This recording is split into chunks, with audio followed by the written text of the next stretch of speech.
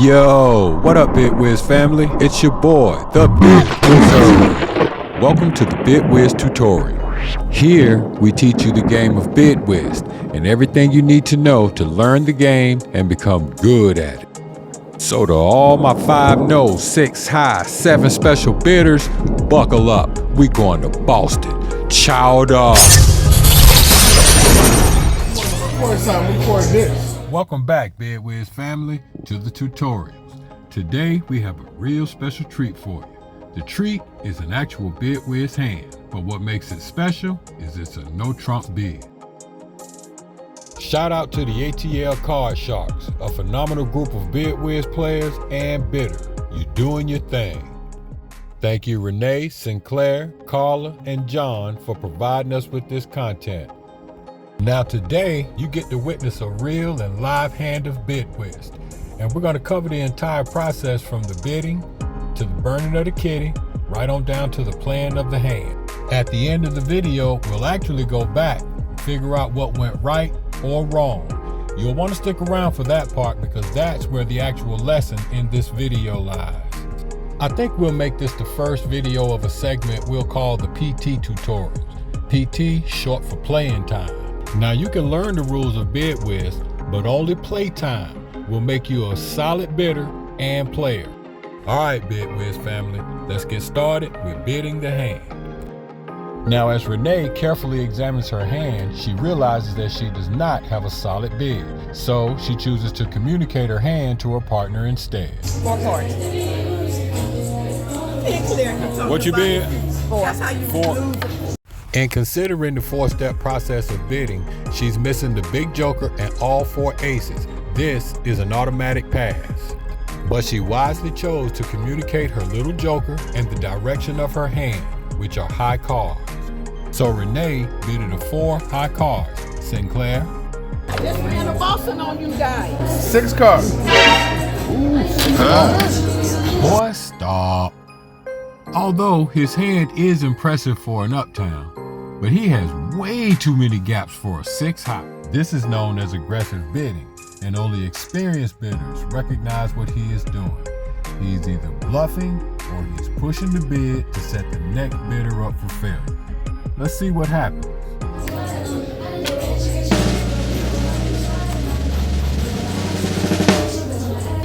No trump. Oh, 6 no trumps. Hook, line, sinker. That was a setup. You gonna learn the hard way. Which way you going, up or down? Down. Y'all heard him? I heard him.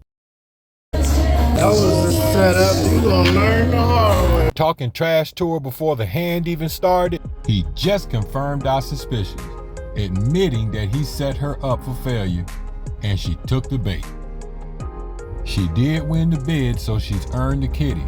And as she placed these 6 cards in her hand, the real test will be how she burns the kitty. Remember, the real strategy to burning the kitty is in setting your hand up for success. Keeping in mind this is a no trump bid, which leaves no room for error because you simply cannot cut to get back in. All right, Carla, let's see how you burn the kitty. Okay, off to a good start. So far, so good. So far, oh no. Wow. Okay, I cannot agree with the choice of cards she burned in the kitty. It is not looking good for that 6 no. She needs 12 books with 4 gaps. From your partner, help you will need. I wanted a 5 no, but Right, he already took that I out. already took that. Oh yeah, about that 5 no, yeah, that would have been said as well. I'll explain why in the last segment of this video, but for now, let's go ahead and run the hand. Carla won the bid, so Carla leads the hand. Taking a chance. Taking You're a chance. downtown? Downtown, yep.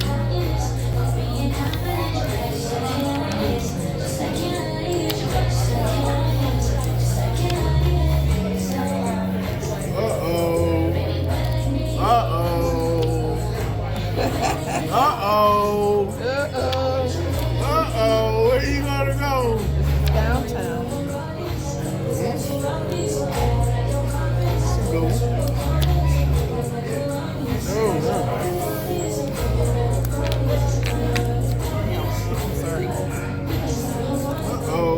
Good job, Renee. That's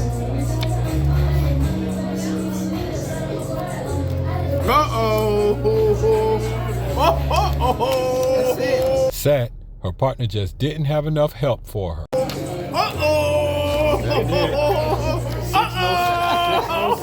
was a good one. That was a good hand. That was a though. good one. 6-no set. I It's no surprise the 6 was set, but if I'm keeping it a buck, the 6-no was doomed from the start. Now, I won't say that Carla technically made mistakes, but what I will say is that her choices were just not so strategic. Now, let's go back to when Carla bid that 6-no, or better yet, Sinclair's bid. Bidding after Renee, he took a very aggressive bid with 6 cards. Now, 6 cards is very aggressive because Renee had already taken a 4 high. You and your opponent can't both be uptown. When you and your ops hands are both uptown, it creates a nasty recipe for going set. It is virtually impossible to turn a bid when the opposition has all of your gaps. This is why it's important to listen and pay attention to every bid, especially your partners. Okay, Carla's bid. I think deep down inside, she knew she didn't have that 6. But she really wanted that bid. She had her heart set on it. Sinclair's bid would have been an easy set, but hey, it's not like they were playing for money. Although Renee did the right thing communicating her hand, you have to understand communications still come with limits. Therefore, it's on your partner to use discernment when considering how your bid might help or affect their bid. One example of the communication being limited is you can't tell your partner exactly what's in your hand. A good partner knows when you're communicating your hand. They won't know exactly what's in your hand, but they will understand that you have possible winners that could benefit theirs. Your hands matching up is gold. Now, looking at Carla's original hand, I can see where she came up with the 5-no. Her only gaps are the ace of heart and ace of diamond. That's a 5-no. It stands to reason that Carla might have pushed the 6-no hoping that Renee had either one or both of her missing aces. This was the chance that Carla was willing to take. Communicating a bid is always a gamble. Sometimes it works, sometimes it don't. Now, before moving on to burning the kitty, I'd like to point out one more thing. For Carla, the right thing to do would have been to pass. Renee bid 4 cards, which means her hand was high. Then Sinclair jumps out there with that 6. Diabolical. So here's what was in the kitty. Number 1, his original hand had no clubs. The kitty gave him 4. Next, he never really had a strong trump suit, and the kitty didn't save him. He could run diamonds, but aside from the joker and the ace of diamond, he still gapped up. What Carla should have done was passed. Stick him with that bid, make the easy set. But as we already know, that ain't what happened. Moving right along. Next, we'll jump into burning the kitty, another important part of the game that requires skill and strategy. But did anybody notice we're missing a hand? We saw Renee, Sinclair, and Carla's hand, but what about John? John dealt this hand, and usually the last bid is reserved for the dealer. But since Carla took that 6-no, John passed. We didn't get a chance to see his hand, except for him sliding her the kitty with his actual hand. But I digress. Let's get back to burning the kitty. So again, Carla wins the bid, Carla gets the kitty. Let's take a look at what she's pulling out of the kitty as she loads it in her hand. Wow, she pulled 3 clubs off the rip out of the kitty. And a 4, she pulled 4 clubs out of the kitty to go with the 3 that she already had. That's 7 clubs. Now here I thought she got off to a great start burning the kitty. By dumping that 8 and 10 of diamond, it left her with the 2 and 3 of diamond. Now the ace of diamond is still a solid gap, but at least she could use the 2 to bait the ace of diamond and the 3 as a good trapdoor to get back in control of the board. And just like that, in 1.5 seconds, this went from starting off good to when burning the kitty goes wrong. Alright, the kitty is burned and set aside as one book. Here's her hand after the purge. As I stated earlier, her 6-0 was doomed from the start. She was already missing the ace of diamond and the ace of heart. Those 2 gaps alone killed her 6. But can you count the new gaps created from the way she burned the kitty? I'll wait. Pause the video while I hum the Jeopardy theme song. So how many new gaps did you count? Because I stopped at 4. We already knew about the first 2 gaps with the ace of heart and ace of diamond. In clubs, she has the ace-4 split.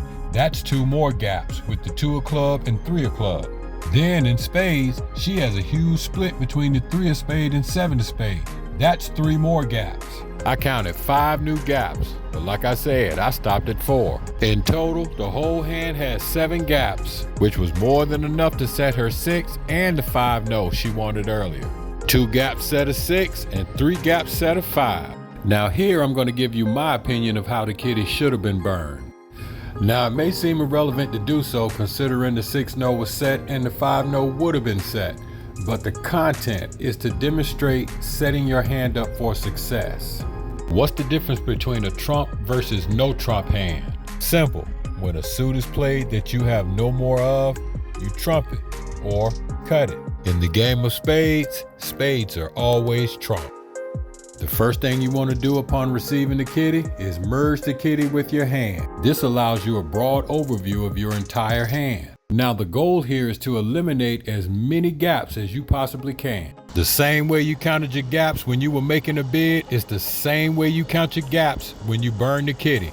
You want to burn your gaps into the kitty. Okay, let's get started with diamonds. The bid is downtown, which means low cards win.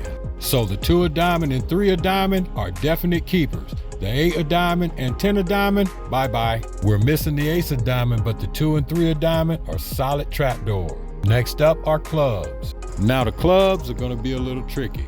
There is some serious gappage in these clubs. The second part of tricky is you have what's known as the count in clubs. There are 13 clubs and you have 7 of them. 13 clubs minus 7 leaves 6 clubs divided between the other 3 players at the table. In a perfect world, the other 3 players should only have 2 clubs apiece. In a perfect world, which is usually not the case. Anyway, we'll go ahead and keep the count in clubs. We'd have to take our chances with that 2, 3, and 5, but the 7, 10, and jack shouldn't be a problem. Still 4 cards to burn. Burning nothing from the clubs, we'll move on to the hearts. Unable to do anything about the ace of heart, we still can make the hearts a good trapdoor situation by eliminating the 7 of heart. This way, the ace is your only gap in hearts. Last but not least, the spades. It's safe to say we're eliminating that 7 of spade, leaving no gaps in spades at all. However, we need to burn 2 more cards. Here's where this gets tricky a third time. You've got the 7 count in club, which makes clubs your run suit. Taking your chances with the 2, 3, and 5 of club. Even though you have 7 out of 13 clubs, there are still 6 left to pull, and there is no guarantee that those 6 are spread evenly. So I would not take a chance on burning any clubs, which leaves us with the 2 and 3 of spades. Even the way I burned the kitty, the 6 and 5 was still doomed, but let's recount the gaps to see if a 4-0 was possible. We already knew the ace of heart and ace of diamond were 2 solid gaps, but even with the club count, you still have an ace-4 split, which make the 2 of club and 3 of club official gaps. 4 gaps will set any and every bid. I'm not even sure if the 4-0 had a chance. It's too bad it's a theoretical hand because I'd actually like to play this hand for the 4-0.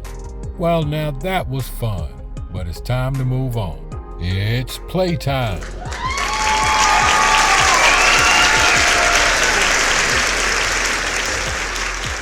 So Carla starts to hand off in spades, which makes spades now her run suit. This is where the count actually comes in. She only had 4 spades to run, leaving 9 out there to pull. That's more spades out there than she has in her hand. Count the spades as they're played. That's 4,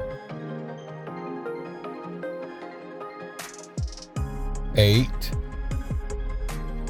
9, 10.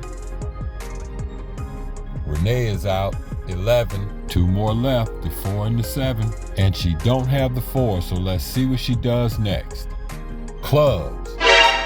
John gets under her with the 5, and Renee helps her out. In winning the book, if Renee had any other winners in her hand, she'd give them to Carla now. This is the third concept to mastering Bid Whist, known as supporting a bid. However, not having any winners to play, Renee will attempt to give control of the board back to Carla by coming in the new suit she's running. Renee plays the 10 of clubs, Sinclair the Queen of Hearts. Now bear witness to another form of communication. Sinclair played the Queen of Hearts because he has no club. This signals to John, if you win a book, come back in hearts. But there's a catch. This communication only happens one time, so John has to be paying attention. Carla drops the 4 of club, but the 2 of club is still out there. Not only did John have that 2 of club, but John was also paying attention. Sinclair communicated hearts, John won the book and came back in hearts. Sinclair drops his ace of heart and Bob's your uncle. The hand is set. Carla spreads out her hand for what was left. If you notice, she has the 7 of spade, but Sinclair threw the 4 of spade out. That's what would have set the 5 no. It was a really good hand, but it was meant to be a set all the way around. Whether Sinclair would have been stuck with that 6 high or the actual outcome of Carla's 6 no. Either way, it was a pretty good hand for the first play in time tutorial. I can definitely see more of these to come. But in the meantime, leave your questions, comments, and thoughts down in the comment section. And don't forget to hit that like and subscribe button. Until next time, Bid Whist family, thank you for watching.